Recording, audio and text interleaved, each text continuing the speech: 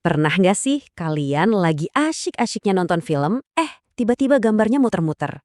Atau lagi meeting online penting, koneksinya malah putus? Sebel banget kan? Nah, sebenarnya apa sih yang terjadi sama wifi di rumah kita? Yuk kita bongkar bareng-bareng misteri ini.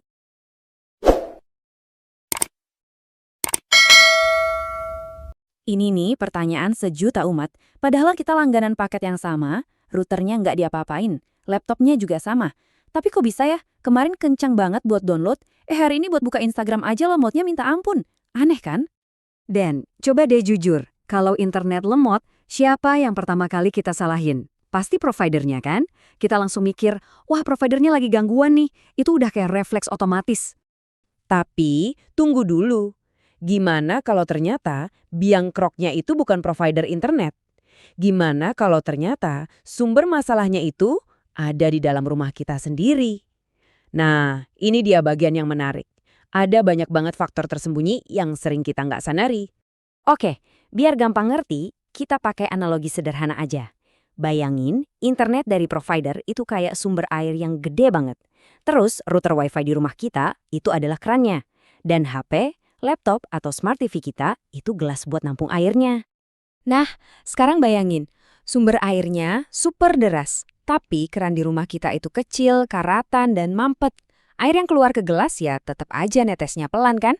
Sama persis kayak internet.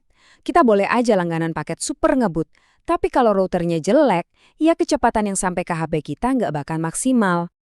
Oke, sekarang waktunya kita jadi detektif. Kita bakal selidiki satu persatu siapa aja sih tersangka utama yang bikin koneksi wifi kita jadi lambat. Tersangka pertama, dan ini yang paling umum, jarak. Ini udah hukum alaminya sinyal wifi. Mirip kayak kita lagi teriak. Makin jauh orangnya, suara kita kedengerannya makin pelan kan? Sinyal wifi juga gitu. Tapi bukan cuma jarak, ada juga yang namanya penghalang fisik. Dan musuh bebuyutan sinyal wifi itu adalah tembok beton. Belum lagi kalau ada struktur besi, kaca yang tebal, atau bahkan cermin. Semua benda ini bisa mentalin atau nyerap sinyal wifi. Makanya jangan heran, kita cuma geser dari ruang tamu ke kamar tidur aja, sinyalnya bisa langsung anjlok. Lanjut ke tersangka kedua, interferensi atau gampangnya gangguan sinyal. Jadi wifi itu kan pakai gelombang radio. Nah, masalahnya jalur frekuensi yang dipakai wifi ini ramenya bukan main. Udah kayak jalanan pas jam pulang kerja. Coba lihat deh, sinyal wifi kita itu ibaratnya lagi perang sama sinyal wifi tetangga di kanan, kiri, atas, dan bawah. Belum lagi diserang sama sinyal dari speaker Bluetooth, microwave yang lagi dipakai manasin makanan, bahkan telepon nirkabel. Semua perangkat ini teriak di jalur yang sama, bikin sinyal kita jadi tabrakan dan kacau balau. Oke, tersangka ketiga, dan yang satu ini sering banget kita lupain, jumlah orang yang pakai. Gampangnya, bayangin aja kecepatan internet kita itu sebuah jalan tol. Nah, analogi jalan tol ini pas banget. Kalau yang lewat cuma satu atau dua mobil, ya jelas lancar jaya. Tapi coba bayangin kalau di waktu yang sama, kamu lagi Zoom meeting, adik lagi nonton Netflix kualitas 4K, kakak lagi download game, dan orang tua lagi video call. Jalan tolnya langsung macet total. Kecepatan internet kita itu dibagi-bagi ke semua pengguna. Tersangka nomor 4, kualitas si router itu sendiri. Coba deh cek router di rumah, masih yang standar bawaan dari provider kan? Nah, harus diakui, router gratisan itu seringkali kemampuannya ya pas-pasan. Router standar itu ibarat punya otak yang kecil. Kalau disuruh ngatur koneksi buat banyak perangkat sekaligus, dia gampang banget kewalahan dan panas. Hasilnya, koneksinya jadi super labil. Sebentar ngebut, 5 menit kemudian putus nyambung sendiri tanpa alasan yang jelas. Dan tersangka terakhir, jangan salahin routernya terus. Coba deh kita cek perangkat kita sendiri. HP atau laptopnya udah agak berumur. Nah, itu ibaratnya kita punya internet sekencang mobil balap, tapi kita pakainya ban sepeda. Ya nggak bakal bisa lari kencang, karena perangkat kita sendiri teknologinya udah ketinggalan dan nggak sanggup nerima kecepatan penuh.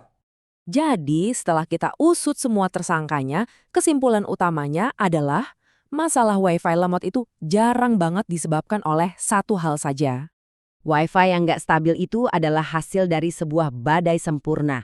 Gabungan dari posisi router yang kurang pas, diganggu wifi tetangga, dipakai rame-rame sekeluarga, routernya yang udah tua, plus HP kita yang mungkin teknologinya jadul. Semua faktor ini nyampur jadi satu, bikin koneksi jadi nggak bisa diprediksi. Oke, kita udah tahu semua biang keroknya. Sekarang bagian yang paling penting. Terus solusinya apa dong? Tenang, ada kok beberapa langkah praktis yang bisa langsung kita coba di rumah dan hasilnya bisa kerasa banget. Nih, aku kasih 5 contekan simpel. Pertama, pindahin router ke tengah rumah, jangan diumpetin di pojokan. Kedua, untuk perangkat yang dekat router, sambungin ke jaringan 5 GHz, yang jauh pakai 2,4 GHz. Ketiga, atur jadwal, jangan download file besar pas semua orang lagi pakai internet. Keempat, kalau router udah lebih dari 3 tahun, serius deh pertimbangan buat ganti. Dan kelima, kalau rumahnya besar atau bertingkat, pakai alat tambahan kayak WiFi repeater. Percaya deh, langkah-langkah simpel ini efeknya luar biasa. Kutipan ini benar-benar merangkum semuanya. Masalah Wi-Fi terbesar itu seringnya bukan salah provider, tapi ada di dalam rumah kita sendiri. Jadi sebelum kita omel-omel ke customer service, coba deh kita beres-beres dapur jaringan kita dulu. Dan ini poin pentingnya guys, kita itu bayar mahal tiap bulan buat internet kencang, tapi seringkali yang kita nikmati cuma sebagian kecil dari potensi kecepatannya. Sayang banget kan? Itu sama aja kayak kita beli mobil sport, tapi cuma bisa dipakai muter-muter di gang sempit. Nah, sekarang giliran kalian. Setelah dengerin semua ini, coba deh jadi detektif di rumah masing-masing. Kira-kira dari semua tersangka tadi, mana nih yang jadi biang keladi utama di rumah kalian? Apa karena posisi routernya? Atau karena terlalu banyak yang pakai? Atau jangan-jangan routernya yang udah minta pensiun? Karena dengan tahu sumber masalahnya, itu artinya kita udah setengah jalan menuju solusinya.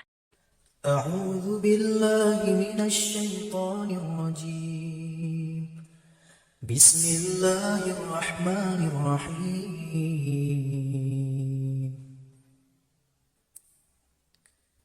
ربي هب لي من لدنك ذرية طيبة إنك سميع الدعاء رب اجعلني مقيم الصلاة ومن ذرية ربنا وتقبل دعاء ربنا هب لنا من أزواجنا وذريتنا قرة أعين واجعلنا للمتقين إماما اللهم اجعل أولادنا أولادا صالحين حافظين للقرآن وسنة فقهاء في الدين مباركا حياتهم في الدنيا والآخرة